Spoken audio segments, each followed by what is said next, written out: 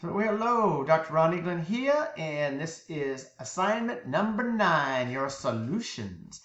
As always, this is EGN3613. As always, if you have submitted this on time with good effort, you can take a look at my solutions, make modifications to your solutions. I would like to actually see them on the same document and then plan it, and that way if you show what you did before and what you did after looking at my approach. And resubmit them, and I will grade the resubmitted version. So let's do this first one. Question 1, assignment 9. Local government considering promoting tourism, $5,000 to promote the tourism plan. That'd be a cost. You got an annual benefit, you've got an annual cost. So you put those together, annual benefit, annual cost, discount rate, and a study period. So what do? Well, it's going to be benefits over costs. Benefits, initial cost as a cost. We're going to convert everything to present value. So for the annual cost and the annual benefits, you're going to have to use the P over A formula, present over annualized. You can calculate this, or you can look it up from the table. If you look it up from the table, I think you get 4.2124. Okay, if you calculate it, it's a little bit more accurate. Either way, you multiply by. So now you've got a cost, benefit. Okay, based on the N and the discount rate, the number of years in the discount rate, and you're going to find that the benefits over the cost are 2.3, which is greater than 1, which justifies this project. Not too bad. These are pretty straightforward. Okay, if you still remember how to do this, remember, you're doing the same thing you've always done. It's now you're just getting the benefits, you're getting the cost, and you're dividing the benefit by the costs. That's cost to benefit ratio. Anyway, let's look at this another one. City government is considering increasing the capacity of the current wastewater. We've got an investment. That's a present cost. A life and a discount rate. We've got annual benefits. We've got annual costs. And we have a salvage, which will be a future benefit.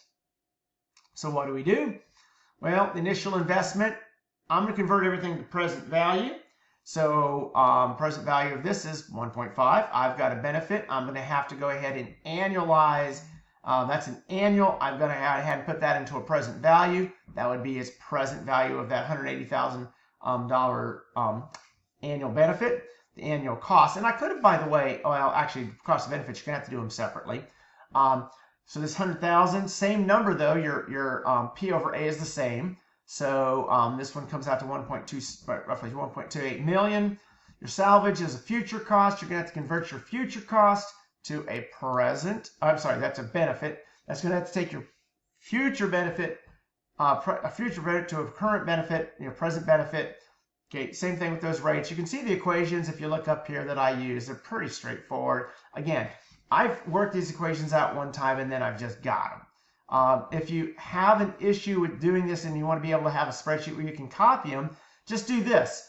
Put N, discount, and then the number here, and then as long as you keep them in the same column, it's going to work every single time. It's not that big a deal to actually put these out there. So now I've got the benefits, I've got the costs, benefits over cost.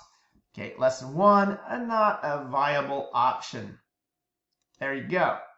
Now, number 3. This one actually gives you multiple different things to consider, multiple different plans to consider. But it's still the same thing. So in the first case, you've got an initial cost, an annual cost, an annual benefit, an N, number of years, and a discount rate. Convert everything to present value. You've done this now multiple times. You're just the variables are 15 and the discount rate of 8. So the cost, the benefit. Okay, benefits to cost. Again, you can calculate it there. And then when you try the different numbers, same thing, and I actually made it simple. I was able just simply to copy and paste this entire piece right here, and then just paste it right here. There you go, option B. And you can see the difference in the benefit to cost ratio, which is even lower, which is even a worse deal. And option C, looking benefits to cost with the option C, and the numbers once again changed. All I had to do, because I just copied and pasted this entire chunk that had the equation in it. There it is. See the equation? That's the P over A equation with the given discount rate in there. I could actually I could change the numbers in here and so it's not that hard to do. Again, you got your benefits, you got your costs, You take the benefits, divide by the cost, and you got the third number, 0.8, roughly 0.8, or 80, yeah, but 0.8. There you go. Again. And notice that that question was very similar to this question. And in fact, if you look at it, it's so similar that I basically just used exactly the same template. So when you're and here's the thing, learn to use a spreadsheet. You're going to be working in this field in engineering. I keep hearing from people, well, I'm not that good with spreadsheets. That is not an excuse. That is an admission of you're not putting in the effort to learn how to use spreadsheets, which you will need to know. So guess what? Learn them. Anyway, the last one, determine the rate of return per year for the cash flow shown in the following table. This one's pretty straightforward also. Each of the individuals, we've got to do the conversion to the present value. And to get the rate of return, we're going to try to get, see, some of these are negative, some of these are positive. But for the rate of return, the cash flows should give you a 0 for that rate of return with the positive and negative cash flows. And how do I do this? Well, I go up and I go to data, and I go from the data, I go to the what if analysis, and I go to the goal seek. And if you see the goal seek, you're going to be setting this cell here to 0. I'll even do it by changing this cell. And as I do it, boom, it didn't take that long because it already had the answer. But if I had put a different number in there, it would have converged on 8.74. Again, not that hard. You can do this. Question number 5. And this shouldn't confuse anybody. Rate of return. Calculate the cash flows. 0 them out. Get that rate of return. That's the number there that makes the cash flows go to 0. Each of them being put in the same terms, which is present value. All right, last one. Okay, this one I did a little bit differently, but it's still the exact same thing. The reason I did it a little bit differently here was because there was only one spent and one amount made, and allowed me to solve directly for I.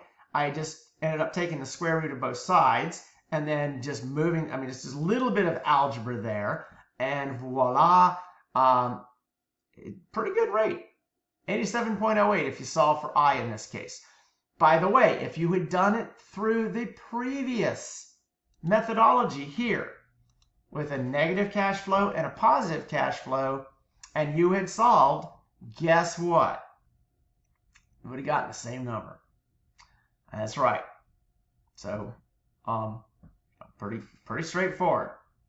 Because remember, it gave you, what was 2 years? Yeah, project life of 2 years. There you go. Done. Complete. All good.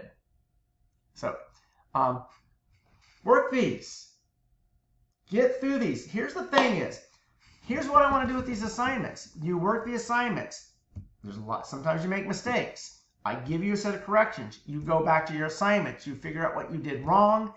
Now when you get to the exam, you know how to do it. At least at a minimum, you've watched this video, even if you haven't made the corrections. But if you make the corrections, I will give you that grade on your assignment. So 10 minutes of your life to look at this video and make the changes and know what you're doing in correcting it.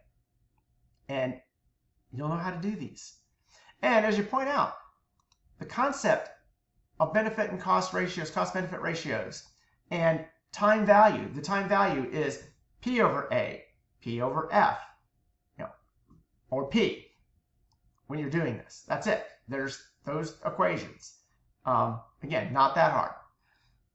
Go to it. Learn it. You're doing great. Love it.